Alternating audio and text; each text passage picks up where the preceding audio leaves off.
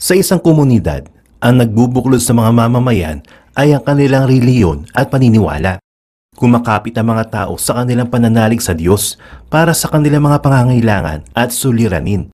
May mga alagad din ng simbahan na nagiging gabay ng mga tao. Pero sa maraming pagkakataon, ang mga alagad ng simbahan ang nagiging sanhi ng problema dahil sila din mismo ang naghahangad ng kapangyarihan na nagre-resulta sa pang-aabuso. Katulad na lamang na isang madre sa Greece na ginamit ang kanyang posisyon sa monasteryo para isagawa ang mga hindi makataong krimen. Ano ang kanyang mga nagawa at bakit siya kinilalang serial killer nun? At yan ang alamin natin sa JP Amazing Stories.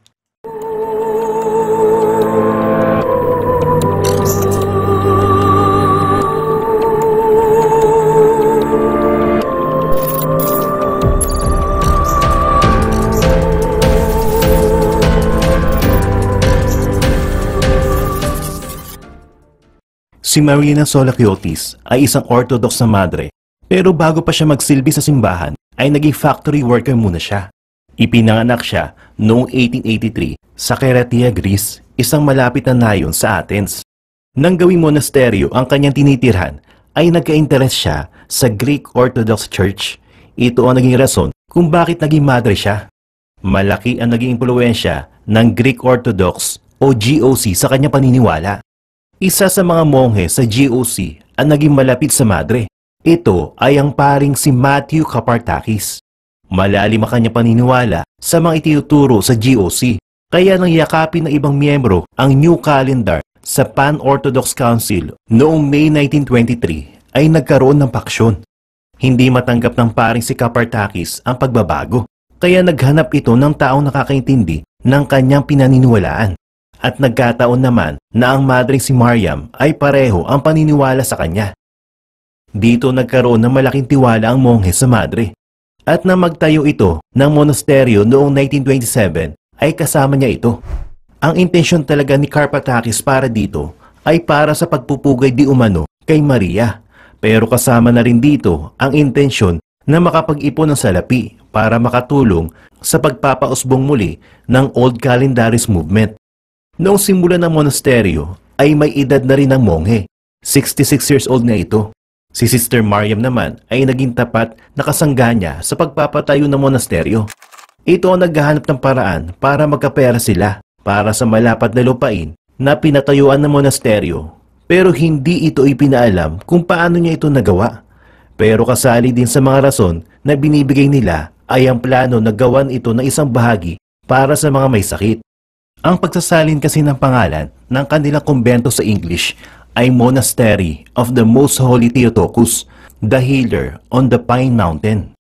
Gagawan umano ito ng tuberculosis treatment facility na bukas para sa mga taong walang pera at hindi kaya magpagamot sa mga mamahaling hospital. Dahil tumatanda na ang monghe, ay halos lahat ng responsibilidad sa pagpapatayo ng kumbento ay naibigay na kay Mariam. Hindi naman ito nagdalawang isip sa kakayanan ng madre dahil madiskarte ito at may tiwala sa kanyang sarili. Nang maitayo na nga ang monasteryo ay mas naging aktibo pa si Mother Mariam dahil na rin sa pangihina na ng monghe. Ginawa itong Mother Superior. Pero ang pagdidesisyon ay na kay Archbishop Karpatakis pa rin. Nang sumapit ang dekada 50 ay mas lalo pang nanghina ang Archbishop. Kaya naibigay na talaga sa kanya ang responsibilidad sa pang-araw-araw na pagpapatakbo ng monasteryo. Mas inuuna na kasi ng Archbishop ang paghahanap ng spiritual gratification, kaya mas ginagawa nito ang pagpipirmi sa mga lugar na hindi pinupuntahan ng mga tao. Meron din itong isolation cell sa monasteryo, kung saan binibitbit niya ang malalaki at mabibigat na mga bakal saan man siya magpunta bilang penitensya. Nang bumagsak na talaga ang kanyang kalusugan, ay mas lalo naging makapangyarihan si Mother Mariam. Dahil sa hawak na kapangyarihan sa loob ng monasteryo, ang kanyang mga utos na ang sinusunod dito. Noong naghihingalo na ang Archbishop, ay dinalaw ito ng isa sa mga obispo ng GOC. Pero meron itong kaunting hindi pagkakaunawaan kay Karpatakis. Habang magkaharap ang dalawa, ay tila may gustong sabihin ito sa bisita, pero hindi ito maintindihan. Pero nagsumikap pa rin siyang bumangon. Siya na magbukas ng pinto at pumasok si Mariam at iniutos na magsialisa na ang mga bisita ng Archbishop. Hindi kailanman nalaman ng obispo ang gustong sabihin ni Archbishop Karpatakis. Ilang araw pang lumipas at tuluyan na nga na maalam si Karpatakis. Naging opisyal na abis o Madre Superiora si Mariam. Nakikita siya naglalakad sa kumbento na may takip ang noo at kilay na siyang isinusuot ng mga madre. Habang sinusunod pa niya ang pananamit at mga sakripisyon ng mga madre, ang mga patakaran at gawain naman ng kumbento ay iniba niya. Ang intensyon na pagtulong ay naiba rin. Simula noong 1940 ay si Mariam na ang kumukontrol sa mga transaksyon sa loob ng monasteryo. Kaya hindi na siya nahirapang patakbuhin ito nang mawala si Karpatakis. Subalit ang diferensya sa kanyang pamamaraan ay naging tutok ito sa paglikom ng mga pera. Hindi naman ito bago dahil marami naman silang proyekto na pinaglalaanan nila. Pero sa pagkakataong siya na ang nagpapatakbo ng kumbento ay nagbago na rin ang hangarin ng kumbento. Mas tinutukan ni Mother Mariam ang maghakot ng pera. Kaya ang mga monghe sa monasteryo nila ay inuutusan niya maghanap ng mayayamang mga byuda, matatandang dalaga o mga pamilya na pwede ma-convert sa kanilang reliyon. Sa oras na may madala ang mga ito sa kumbento, ay ang madre na ang bahala dito. Meron siyang patakaran na kailangan mamuhay ang mga miyembro ng monasteryo nang walang karangyaan. Kailangan ng lahat na manumpa dito at kailangan di umanong maalis ang anumang masama nilang gawain, pati na ang mga dating kasalanan. Hindi sapat ang pag-aayuno at pagpipigil sa pagkain. Ang lahat ng mga bagong kasapi ay inuutusang mangumpisal ng kanilang mga kasalanan, anumang liit o laki nito. Dito niya binabatay kung gaano kalaking penitensya ang kanyang ipapataw sa kanila.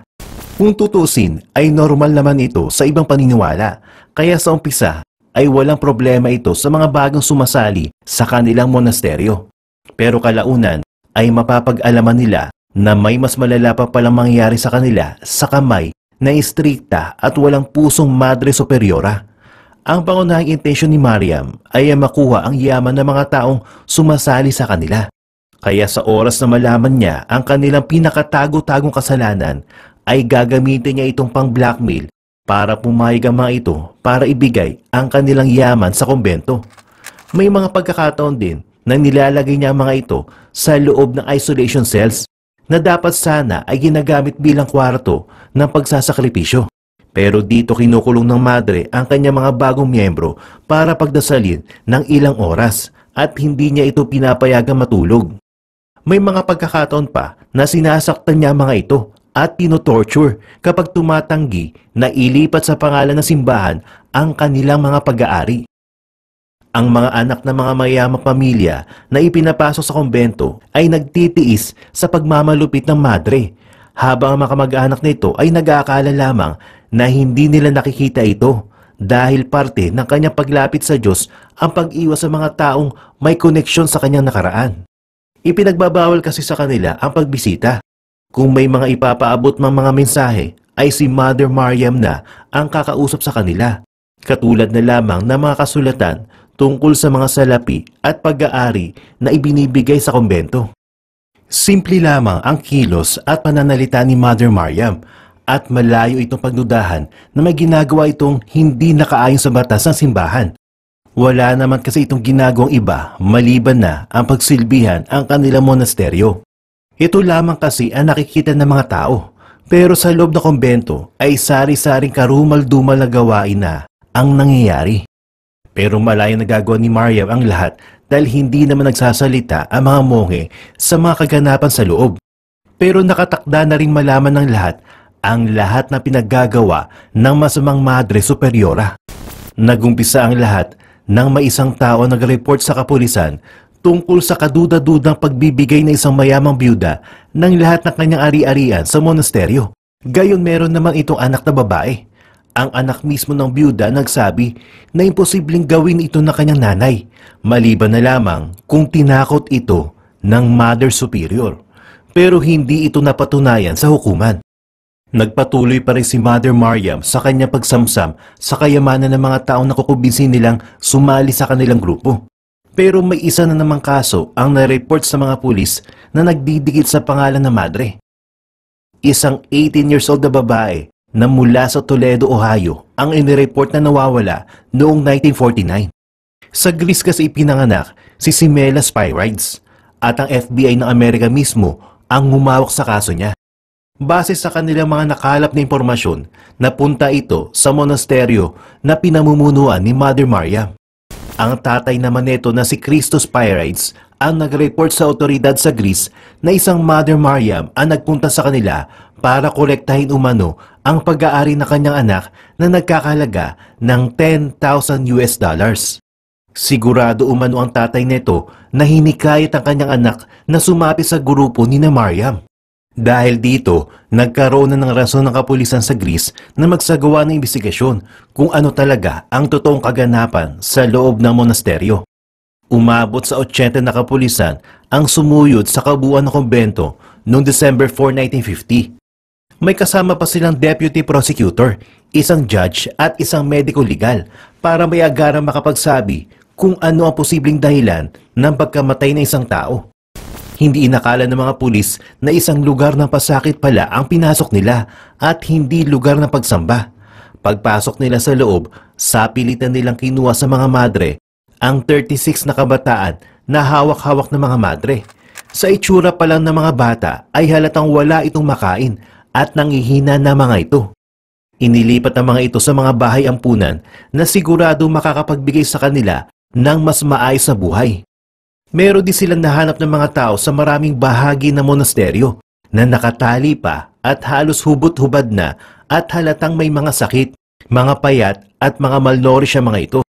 Nang bumaba pa ang mga pulis sa basement ay mas nagulat sila sa karumal-dumal na sitwasyon ng mga may edad na kababaihan na nakatali at mahina ng katawan. Nakita din nila ang klase ng pagkain na ibinibigay sa mga ito na halos hindi na makain ng tao. Daig pa na mga ikinulong nila ang mga aso sa kalye. Bawat isa sa kanila ay nakapagsabing hindi ito gawain na isang taong may puso, lalo na mga taong naturingang alagad ng simbahan. Ngunit sa kabila ng mga nahalungkat na mga otoridad, ay hindi nila basta-basta masampahan ng kaso ang walang pusong madre. Una sa lahat, ang pamumuhay sa kumbento ay isang voluntaryong gawain, kaya mahirapan silang patunayan na labag sa loob ang mga ginagawa nila doon sa kumbento. Kailangan nila ng mga taong lalapit para maidiin ang madre at ang makasamahan nito kung meron man. Sa umpisa ay mga kasong walang koneksyon sa mga paglabag sa mga karapatang pantao ang isinampa nila dito. Illegal export ng olive oil papuntang Cyprus at pati na illegal na pag-i-import ng mga gulong lamang para lang madala ito sa korte. Pero hindi nagtagal ay isa-isa na nagsilabasan ang mga taong may kaalaman sa mga kademonyo ang ginagawa ni Mother Mariam. Bawat bagong saksi na lumalapit ay binabago nila ang isinampang kaso laban sa madre at makasamahan nito sa kumbento. Dahil sa malalim na pag-iimbestiga na pag-alaman na umabot sa 300 na bahay at mga bukirin ang nalikom ni Mariam mula sa mga pamilyang kanyang nilapitan. May mga bulto-bultong ginto at mga alahas din sila nakuha sa pamamaraan ng paglilinlang at pananakot sa mga tao.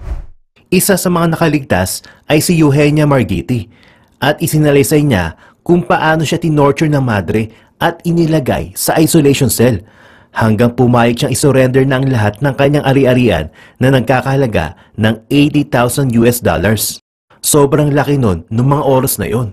Marami pang humarap sa korte at noong January 1951 ay formal na kinasuhan ng mga kasong homicide, fraud, forgery of wills, blackmail at torture. Kasama niya nakasuhan at naparusahan ang 13 kasamahan niyang madre at mga monghe. Pero hanggang sa kanyang kamatayan ay hindi niya inamin ang lahat ng kanyang kasalanan. Tinawag niya pa itong mga gawa ng demonyo. Nahatulan siya ng 14 na taon sa lahat ng kanyang mga kaso. At habang nakapiit sa Averov Prison ay dito na rin siya binawian ng kanyang buhay pagsapit noong November 1954. Tunay nga na kung saan ang nag-aangkin na kabanalan ay nagtatago naman ang sagad na kasamaan.